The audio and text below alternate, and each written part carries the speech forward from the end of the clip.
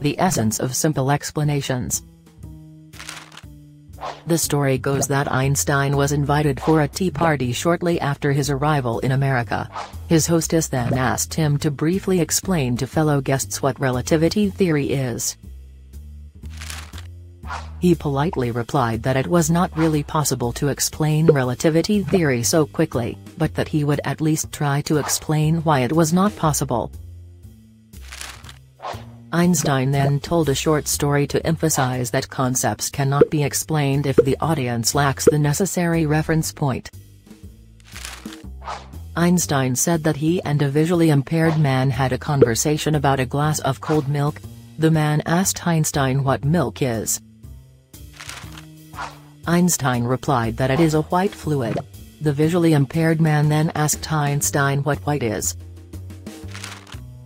Einstein said it was the color of swans. The visually impaired man then asked what swans are. Einstein answered that swans are big birds with crooked necks. The visually impaired man then asked Einstein what crooked is. Einstein took the man's arm, stretched it and said, "This is straight."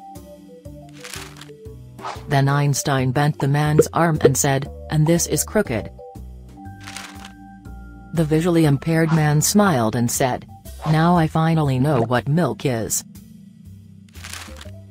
Obviously the man didn't have a clue what Einstein was getting at, as his frame of reference lacked knowledge essential to the explanation.